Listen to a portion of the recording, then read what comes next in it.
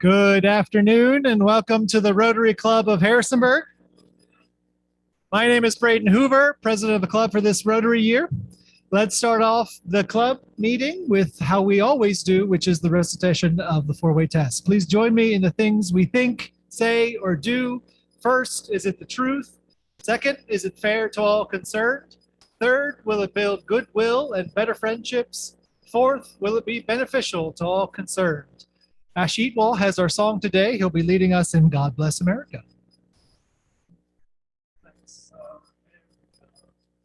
That I love, stand beside and guide through the night with a light from above, from the mountains to the prairie, to the oceans white with foam.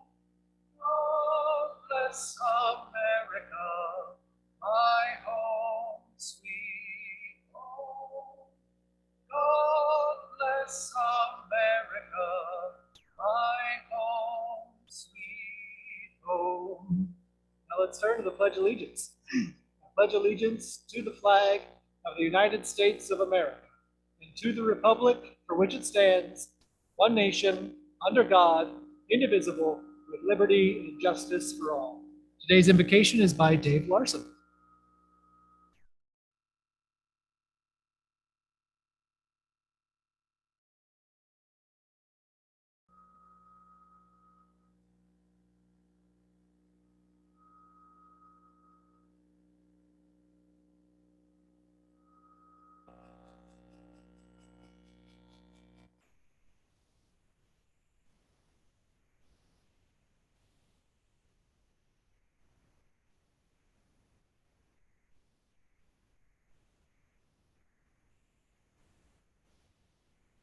Thank you. You may be seated. I did not hear any family of Rotary announcements, but if there are some within the crowd today, please let us know. Hearing none, I do have a couple of regular announcements to give. As I mentioned last week, the district is raising money for Ukraine, particularly for those adversely affected by the war. They are offering a dollar for dollar match up to $25,000 and a points match from Rotary District 7570. So if you want to participate in this, I believe you all should have gotten an email, but I'll also send one this afternoon. Donations must be designated to the Rotary Foundation with Disaster Response Fund in the memo line, and donations must be at least $100 in order to receive the matching Rotary Foundation recognition points. Speaking of conference, this is the last week to register for district conference, which is this weekend. I hear that Hotel Roanoke, all of the rooms at Hotel Roanoke are booked. So there are other options around the Hotel Roanoke that you can still find lodging at. Again, just a reminder, we will, the club will reimburse you for your registration for that. Just a reminder, again, that the board decided to end our mask mandate, which has been in place since July. Masks are now optional. And please continue to record your service hours on the Google Sheet that Michael Newpower sends out every week with the rotograph. Any other announcements for the greater good of the group? Okay. Hearing none, because President-elect Wayne Whitmer is currently on a plane to Ecuador, it is my pleasure to introduce our presenter today. Adam Fletcher has worked for the city of Harrisonburg for almost 18 years, starting in 2004. Since 2015, he has been the Director of Community Development, overseeing all operations of the department, including the divisions of planning and zoning, engineering, and building inspections. Prior to being appointed as the director, he served as the planner, senior planner, and city planner, and before starting with the city, he worked in the Pennsylvania office of the Canaan Valley Institute, which is a nonprofit organization that supports watershed groups in cleaning up local watersheds. He has a bachelor's degree in environmental studies from the Allegheny College in Meadville, Pennsylvania, and a master's degree in public administration from James Madison University. Please help me welcome Adam Fletcher.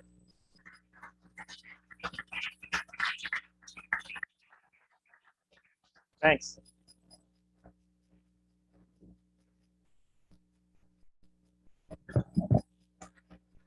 right. Is this on? Can you guys hear me? Okay, fantastic. Well, thank you guys so much for having me. It's nice to be kind of up on a podium. I have an older brother that's 6'4", and he always joked with me when I was little that I got half the genes because I'm only 5'8", 5'9". So this, this kind of helps with that a little bit. As was said, I've been with the city for almost 18 years. I love Harrisonburg. There's so much opportunity here for anyone who really wants to jump into the community and just do good things for everyone here. When Wayne called me and said, hey, would you mind coming to talk? I was like, absolutely. This is one of my favorite things to do, is to get out in the community and meet with people and talk with people about what we do in the department. And what I've found over the years is that a lot of people don't know what we do, quite honestly. And I wanted to just take a few minutes to actually talk about what we do. I have just some slides to go through that will at least help. I'm a very visual person, and if you all too, if you are as well, then this I think might help kind of see the things that we do and just sort of see the structure of what we do. And then Wayne also said, can you talk a little bit about what's going on? And I was like, gosh, how in the heck do you even answer that kind of a question? So I'll touch base on two big things that have recently happened in the city, and then I will try to answer any questions that you all might have. As I look across the room, I only recognize a few of you. I know Nathan, of course, and I've seen a few other folks out in the community, but it's really nice to be here, and I feel welcomed here, so thank you so much. All right, let's see if we can get into this. So let's see here. Is this already turned on? Let's see if I can do another connect here. Am I advancing correctly? Yeah, absolutely.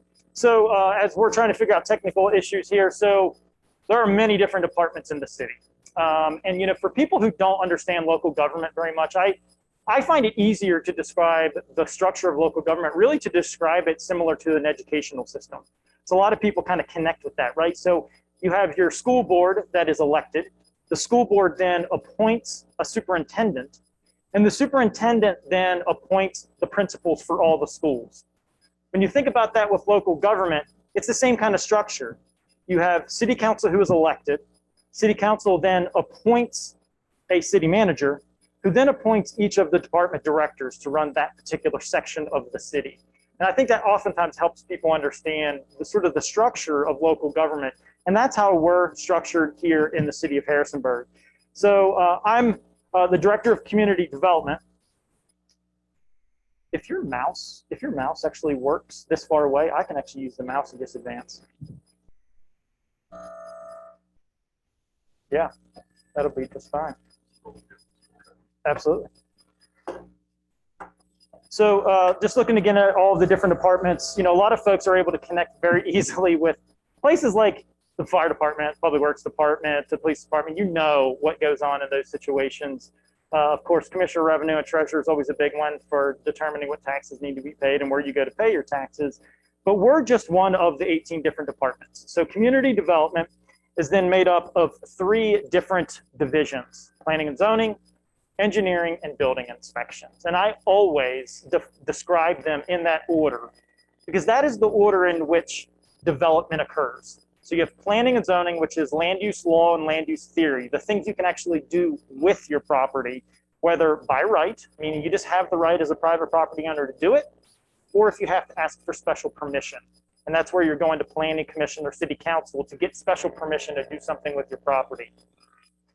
Once the use is figured out and whether or not you can actually have the use on the property, that's when you move into the engineering division. So engineering is your site disturbance. That's when a site is being prepared for what's going to be constructed on the site. So our engineering staff then is reviewing project proposals from local engineers that are submitting their design to make sure that they're meeting all of the design and construction standards manual that the city has, all of the regulations in the city, along with stormwater management issues, erosion and sediment control. And once that's figured out, that's when you move into the building erection phase. That's the building inspections component. I can talk a little bit more about each of these here, and that's probably quite difficult for you all to see. But planning and zoning, that's the maintenance of the comprehensive plan update and the creation of that's created by the community.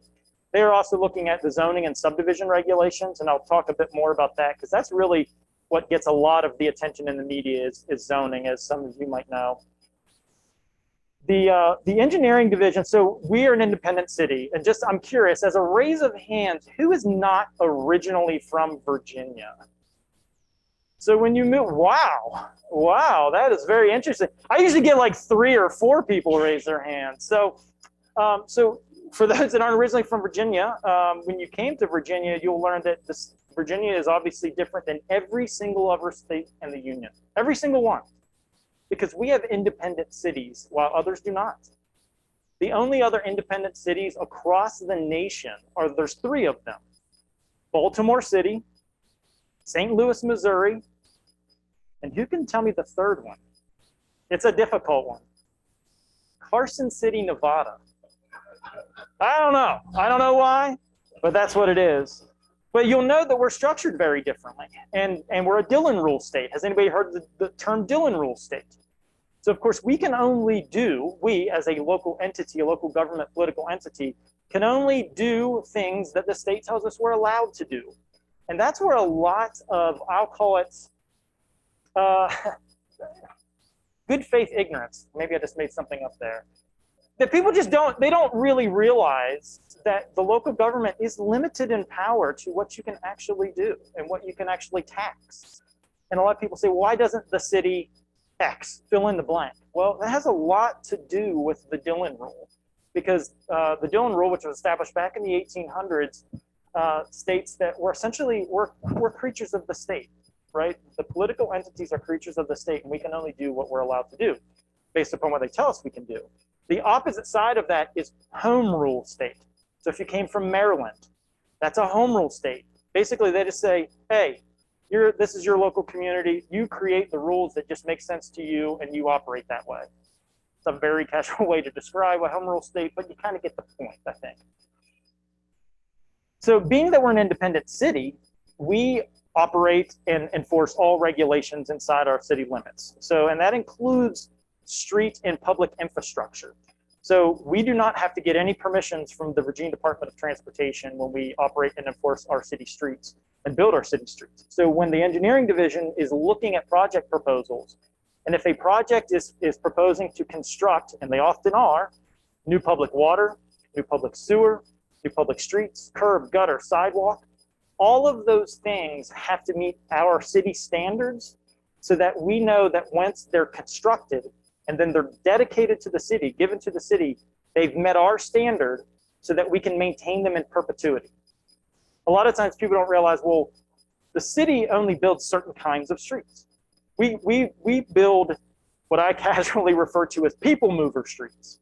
Those are big streets, Erickson Avenue, Stone Spring Road, the big ones that aren't really serving or creating an opportunity for private property to develop. In fact, almost every residential street, was built by somebody other than the city. They're built by property owners who are developing that neighborhood, and they don't want to own the street when they're finished, so they give it to the city to maintain in perpetuity. Another thing that the engineering division is responsible for, as I said, all of that public infrastructure that comes to the city is making sure that when it's being constructed, that we are following all of the Department of Environmental Quality standards that are handed to us to enforce, and erosion and sediment control issues. So all stormwater management, erosion sediment control issues. Oftentimes you'll find, hey, I live on a street that doesn't have a sidewalk. Why in the heck does the city have a street that doesn't have a sidewalk? Lots of those streets were constructed a long, long time ago when the rules did not require a sidewalk to be constructed. And when the rules don't require certain things, oftentimes people who are building them don't want to build them because it costs money. But over the years, and I'll give you an example. So say in Sunset Heights, if you live in Sunset Heights, so Dogwood, Chestnut, those kinds of streets, there are no sidewalks. And that's because they were constructed in post-World War II, very soon after World War II, when everything was very auto-centric. Everybody was like, I'm going to have a car, I'm going to drive everywhere. Why in the heck would we need to build a sidewalk? That is very different under today's standards, because now when a new street is constructed, you have to build sidewalk on both sides of the street. And our design and construction standards manual requires that. And that's a good thing, but you also have to remember too that it costs more to do it. So as soon as you start building all of these things that the community says they want, that does what? Increase costs, which get handed off to people who ultimately buy the homes or buy the property or run a business. And all of those things have a cost to it. So you always have to think about all of those things when you say you want certain things. Somebody's got to pay for it, and somebody's going to be building it. And our office is responsible that they actually physically get built in a way that is per the code. And then our building inspections division is responsible for, obviously, the building code, and that's enforcement of the I codes, the international code. So there's an international building code, which we follow, but then there's also a Virginia-specific code. They're essentially addendums to the international code that are very specific to Virginia. So if you're building, say, a home or an office building in the Valley, as compared to building a home or an office building on Virginia Beach, two very different things are occurring there. How deep you're building your footer, wind load capacity, snow load capacity, they're all different, right? So if you're building a home in the Valley and you're building a home in Virginia Beach, they're very different environments that they are built in. And that's where the Virginia Building Code comes into play, because there are specific differences across the region and across the state. So I want to talk, well, also just to point out sort of our structure. So we're about 25 employees when we're at full capacity. Our divisions there, the building official who's responsible for building inspections. We have an office manager, of course, that's responsible for internal operations. Our city engineer, I don't know if anybody knows Dan Rubley, he's been with the city for almost 30 some years. And our assistant director who's responsible for planning and zoning. So while I at times am the face of the operations, believe me, there are so many more people that are responsible for all the good work that our department does. I just happen to be the one that has to go to city council at times and speak, and I'm representing a lot of people who've done a lot of good work. The division that really gets the most attention is the planning and zoning division, because that's where things are going to planning commission and city council. So things you read in the newspaper, things that are, maybe causing contention among neighborhoods. Maybe neighborhoods don't want certain kinds of things to take place. And that's where planning and zoning comes in. So I'll focus more on this and just making sure, what time do you want me to finish? So about 12:50? Okay. Yeah, so I'll say 1:50, I've got a lot of time. We can really get into this. So I'm going to go quick here because I do want to get to some things, but I want to point out some very important components of planning and zoning. So we, of course, maintain the comprehensive plan. That is required by the state. Every locality has a comprehensive plan. You hear me refer to it quite often at city council, but it is a big vision document. It's sort of that thing that the community is constantly striving to achieve. And because it changes all the time, while you are sort of chipping away at the iceberg and achieving certain things, we're a living and breathing city. We're a living and breathing change of demographics at all times. So our vision is always morphing into something different, and we're all kind of working together to get to that point. That's what the comprehensive plan is. It speaks of all of the issues across the community, and we point out certain objectives and things we're striving for. And the assistant director is responsible for facilitating that whole process. We're required every 5 years, the planning commission is, to evaluate whether or not the comp plan needs to be updated. Historically, they always say it needs to be updated because it should be, because there's always things changing. But when you look at the timing sequence of when the comprehensive plans are approved, so we had one in 2004, we had one in 2011, we had one in 2018, you're seeing basically like 7 years of difference, because when the 5th year you say, does it need to be updated? Yes, it does. That takes a long time to do, and it takes about 2 years to complete that process. And that's where you're getting that timing sequence, not exactly at 5 years, but we're required by the Code of Virginia to determine whether or not we want to update it. And if the answer is yes, determined by the Planning Commission, then we do that process. We maintain the comp plan through the subdivision ordinance, through the zoning ordinance, and through the sign ordinance. I'll tell you, and in jest, the sign ordinance is like the most annoying ordinance to ever have to enforce, because there's so much competition, and it's very complicated because it's very specific about how big your property is, how tall the signs can be, how many businesses are operating on the same site. But it's a very important ordinance to have, and we actually just comprehensively rewrote the sign ordinance in, I guess it was adopted in about 2018. There was a Supreme Court ruling in 2015 that required all localities, essentially all across the nation, to ensure that they were content neutral for First Amendment rights. For the most part, the city of Harrisonburg's ordinance was in tip-top shape. We didn't have significant issues. There were a few things in there that we thought, this is actually a bit, a little bit too subjective. And we rewrote it, completely revamped it, and we've been operating under that new rule since 2018. Moving on here, I want to talk specifically about the zoning ordinance. And I'm going to talk about the zoning ordinance update that we're working on, and I'll get to that here in a minute. But again, I like participation here. Show of hands. Who knows what zoning means? Just by show of hands. Good. How many in here know what the zoning is of your own personal property? Great. How many people knew what the zoning was before you purchased your house? Okay, good, great. Because that's exactly the order in which you want to do it. Because oftentimes people, in good faith, they just don't know what zoning is. They don't understand how the rules come into play, and that they buy their home or buy property thinking they want to do something with it, or thinking that they see an open field next to them and their property neighbor is, oh, that looks lovely. They're probably going to continue to farm that or keep it in a wooded fashion. But I assure you, if there's undeveloped property in an urban environment, of which we are, at some point in time, it will develop. And unless a public entity buys property to keep it open, it is likely going to develop. And that's oftentimes sort of where things start to clash, because individuals separate any kind of philosophical or political differences that people have. People love open space, and they also love it when it's adjacent to them. But when that undeveloped property goes to be developed, and then everybody's sort of like, why doesn't the city just keep it open and undeveloped? Well, if the city doesn't own it, that private property has some type of right to do something with it. And that's what zoning is. Zoning talks about a lot of different things. So our current zoning map, shown here on the right, and our zoning ordinance specifies many, many different things about what you can and can't do with your property. We are a permissive zoning ordinance, meaning that we permit you to have certain uses on your property. If it's not listed in your district, it's not permitted. So we're not it's not prohibiting uses, right? If you see the list, you see single family home or duplex or a restaurant, those are things you're allowed to do on your property. So if it's not listed, you can't do it.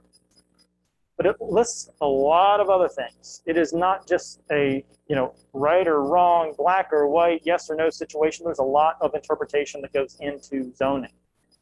The zoning ordinance talks about a lot of different things, not just uses. It talks about lot size requirements, it talks about setbacks, where buildings can sit on the property, height regulations, density. So we're talking about units on a property. It talks about how many individuals can reside in a home. If it's a family, regardless, blood, marriage, adoption, any legal connection for people to be considered family, it's endless, essentially. And I think if you've lived in a community that's not a college community, occupancy is very different in the city than other communities because of the fact that we have a tremendous student population. Because oftentimes, unrelated individuals want to reside in the same unit.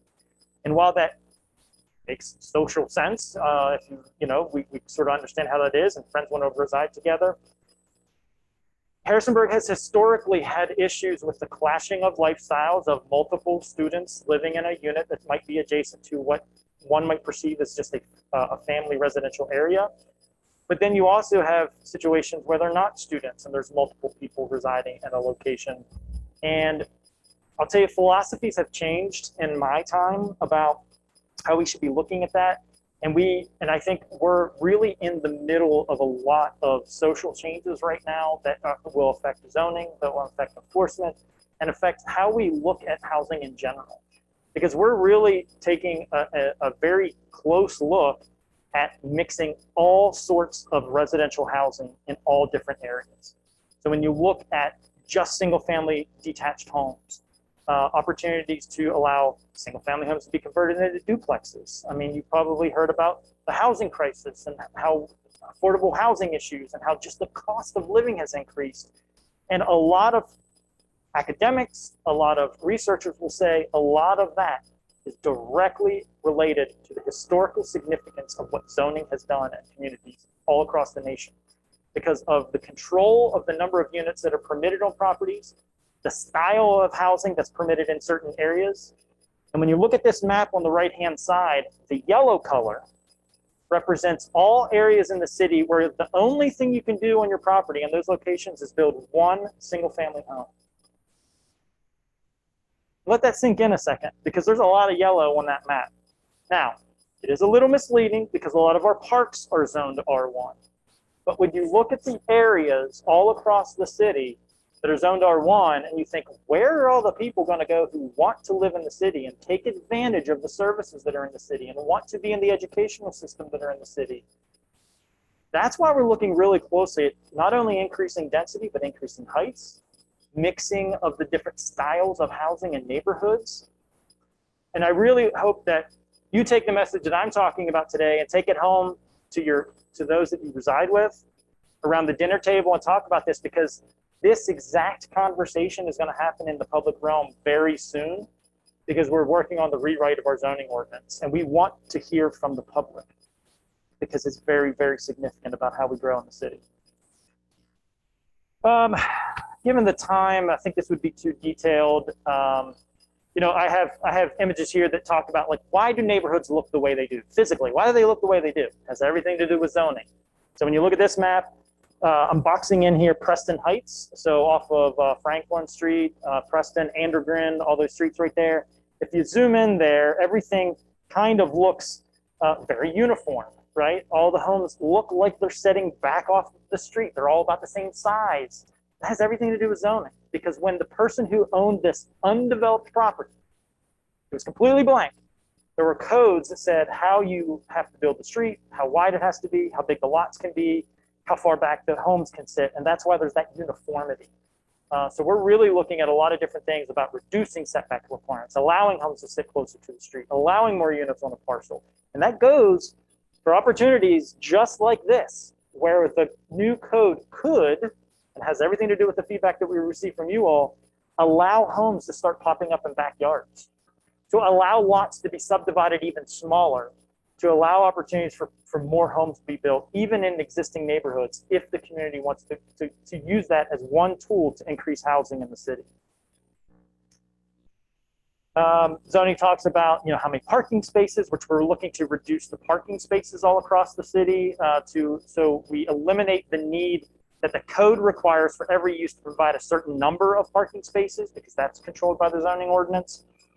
Talks about landscaping, where, you know, how many trees need to be planted, all this kind of stuff.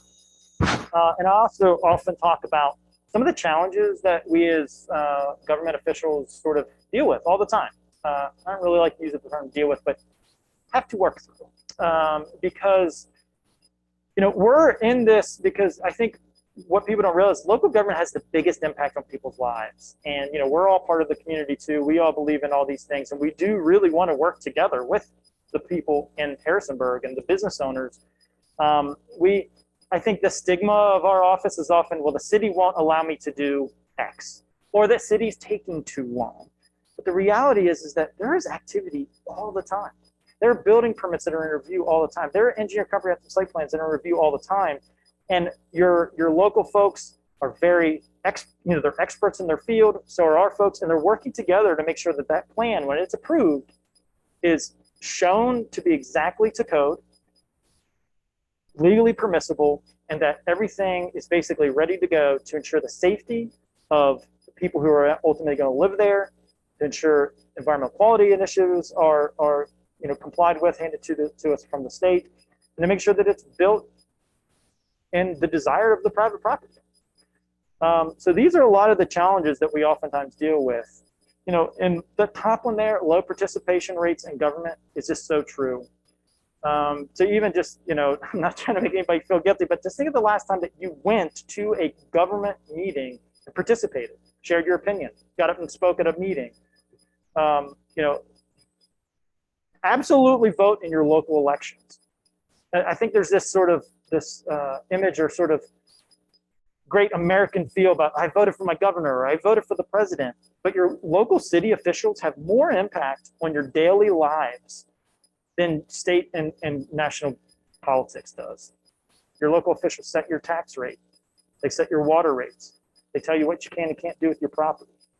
So when I go to high schools and I go to the college communities, I'm always getting on my stand here, my soapbox, thank you, sir, and to tell them, do not disregard local elections. You know, oftentimes people, even people who live in their communities, like, I don't know who's running for town council, or I don't know who's running for city council. Who are these people? And it's so important to do research and to make sure your voice is heard. And that's a huge one, because when we do our comprehensive plan update, we get very low participation rate. And that plan, those comments that are received, is what we work on to meet what the community tells us they want. There's like this old saying, and I'm going to get it wrong. I know something like decisions are made by those who show up, or something to that effect. And that is so true, because if we don't hear from the public, we can only react to those who actually talk to us.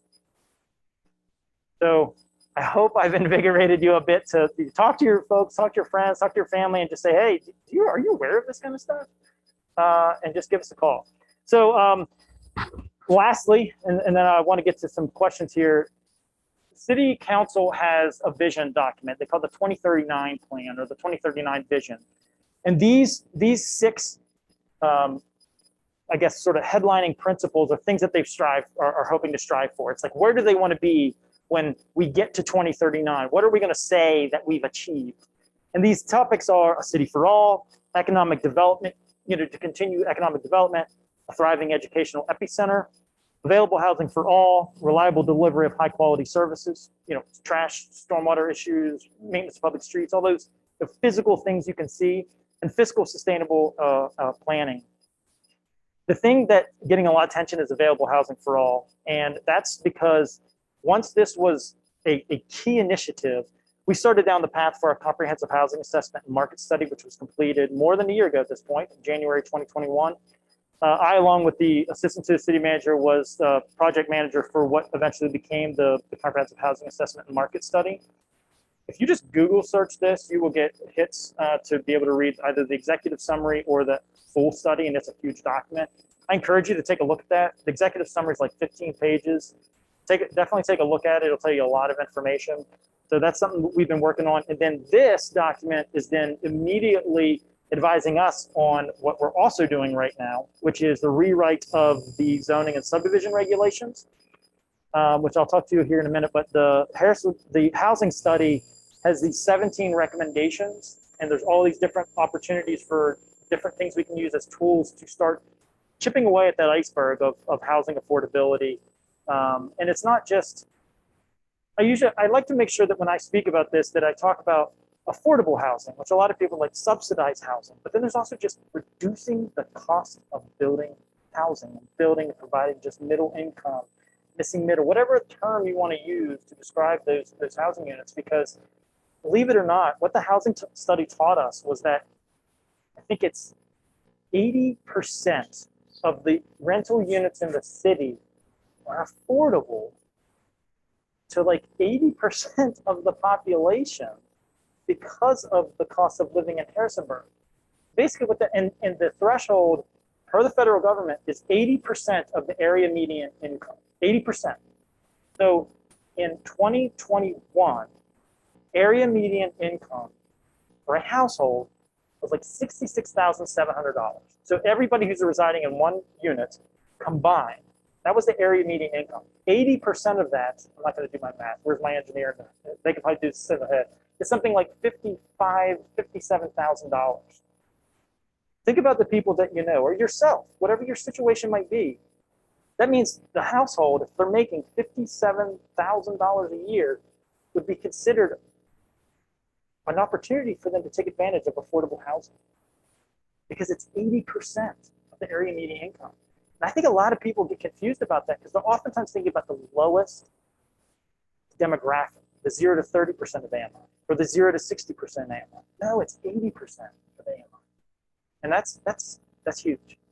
That's huge. So there's 17 recommendations that came out of the housing study for tools, things that city council can think about what they want to do to start chipping away at the housing study. And then lastly, something else you can take a look at. This is sort of the legacy project. This is something that has the biggest impact that we'll be making right now for the next 20 to 30 years is we are rewriting the zoning and subdivision regulations. It typically happens about every 10 to 20 years. So that means the last time that we rewrote the zoning and subdivision regulations, so what you can do with your property and how you can subdivide it, was in 1996 and 1997. That means that the rules that went into place in 96 and 97 came out of philosophies and thinking from the late 80s and early 90s. And that's what we've been using as the standards to allow people to use their property since 96 and 97. And I can guarantee you that a lot has changed in the world about how we live in our community since that time. So we're now writing the regulations about what we're going to do in the future. That, you know, if it's end of this year or first part of next year that they'll go into place, it'll be very different about how we use our property. So I encourage you to go to the website, Google search it, City of Harrisonburg Zoning Subdivision Project or Zoning Ordinance Rewrite, and there's more information there. You can sign up and receive email notifications when things are occurring. So if you just like want to keep up to date as to what's going on. But this is huge. I mean, huge. So we really want to be able to hear your feedback on that. Sorry I couldn't speak longer. I'm also sorry if I spoke really quickly. I oftentimes do that, but I have a lot to say, and I welcome any questions you guys have. Yes, sir.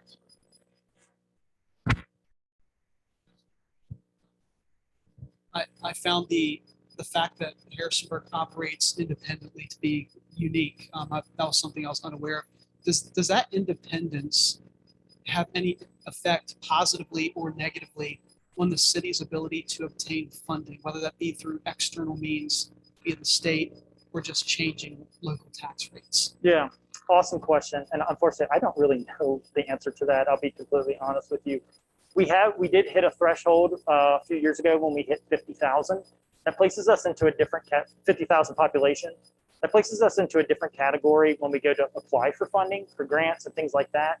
So no longer are we competing with the 49,000, you know, and below population. Now we're competing with 50 to 100 or 50 to 200,000. So we bumped into a different category of city. But that's a great question to ask our city manager or our finance director. Unfortunately, I can't answer it. I'm not sure I understood it correctly, so I want clarification on it. Right near the end there, you were talking about 80% and 80%. So it sounded to me like 80% of our population already has the ability for affordable housing. And if that's the case, and one of the goals is affordable housing for all, you know, you hardly ever get 100%. Why is 80% a bad number? Why does it have to be 90 or 95 or 100? You know, and I don't know where that number should be, but was that the case that you said 80% of our people can already afford the housing that we have in Harrisonburg? I'll get you the direct quote, and if I misquoted it, I'll send it directly to Wayne, and you can share it with the group. But I'm trying to recall exactly what it says in the study, and it says that I think it's 80% of all rental units, okay? 80% of all rental units are affordable up to, this is what it is, up to 80% of AMI. So it's not, take out the other 80%, I may have misquoted. So 80% of all rental units are affordable to the demographic up to the 80% mark. And I will follow up with you, and I'll send you the information. Yeah, great question.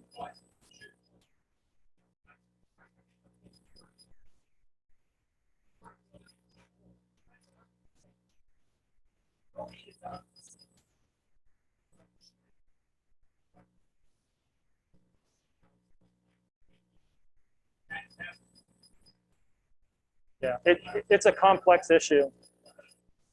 it's a complex issue, and always remember that it's always changing, because every year HUD, Housing and Urban Development, changes the number based upon, what's happening. Of course, our demographic shifts every year, and people move in and move out of the city. So it's a moving target always. And one of the big things that came out of the housing study was that there's a significant mismatch. You probably have even heard that talk at City Council. The mismatch that we learned from the housing study is that we have more people in the 0 to 30% demographic of AMI than we do units affordable to them. And then you go all the way to the opposite end of the spectrum, and we have more people above 100% AMI in that demographic than we have units that they would typically afford. So what's happening is the people, and for whatever situation they're in, it could be that they're just very fiscally conservative, it could be that they have other means of, they have other payments they have to make, but for whatever reason, they have decided to live down demographic in units that are, instead of saying, because it's 30% of your gross income, which includes utilities on housing. So they might only be paying 10% of their income on housing. So what that does is, because they have so much ability and flexibility, they're living down market in homes that are significantly less than they can actually afford, squeezing out the competition for those who are in the 0 to 30% who are having forced to live up market. So if they're already cost burdened, now they're extremely cost burdened. And you're just weeding people out. So it's like, and there's no right or wrong answer for people who want to live down market. So we have to provide more units, all demographics across the entire spectrum. That was one thing that came out of the housing study, which is that, yes, we need it at the low end, we need it at the high end, but we actually needed everything. Yes, sir. I'm in the housing business, and I'm the only one in this room that thinks this affordable housing crisis is a myth. I think in 2019, between 80 and 90% of the kids in our schools came from families that qualified for free and reduced lunch. And my question always is, where are these people living if we don't have any affordable housing? I think and that 80 to 90% figure kind of connects with yours, with what you were just talking about. We're at the 80% threshold. Do we want to turn this city into a welfare state by creating more and more I affordable think housing? the answer was what I just replied. They're living up market. So they're not only cost burdened, they're extremely cost burdened. They're choosing to, well, if they want to live in the city, they have to buy up market because there's not enough units at the lower end for them to afford. So if there's something else to look at in the housing study, it actually shows you the demographics and the amount of money that people make, and then where they fit in the units that they're actually residing in the city. And you see the demographic, it's a rainbow of colors, because people who are making 100 or even more than 120% of the AMI are living in units that are affordable to 0 to 30 or even 0 to 50 of the AMI. That's where they're So living. we're telling them they're being too practical. And they have to do that because they have to pay city taxes. You can't live over your means in housing. That's where they're living. They're if you living gotta pay in those these other taxes. units that are actually overly burdening them financially. Yes, ma'am.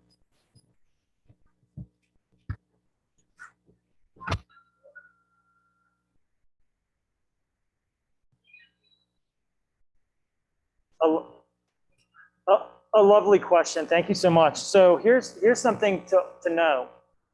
Any state organization or federal organization, if they own or lease property, do not have to follow local zoning. So any state organization, and of course the big one is James Madison University. When James Madison University owns property, the only permission that they have to work with the city of Harrisonburg to do, like in my world, keep it in the mic, apologies. In my world, the only thing they have to worry about is, how do I connect to the street and how do I get water and sewer? They can build as tall as they want, as close to the street as they want, build parking decks wherever they want, put housing wherever they want. So how do we work with them? There's a liaison committee. We share information. City council meets with them.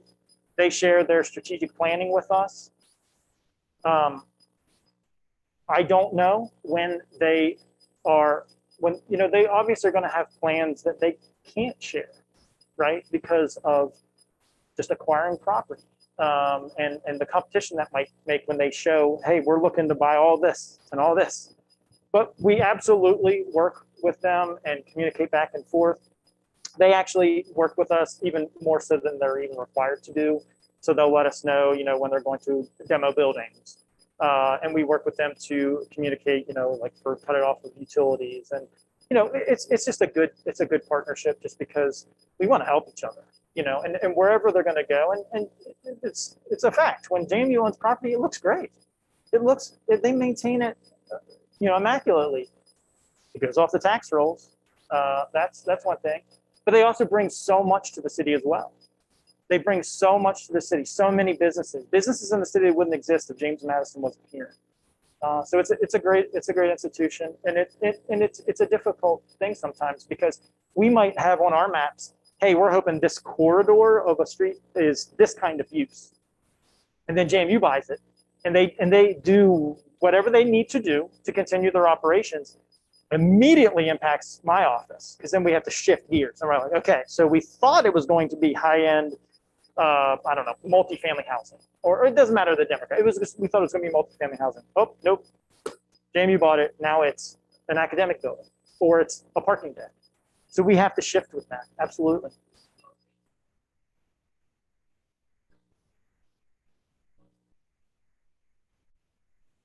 I saw some other hands. Okay.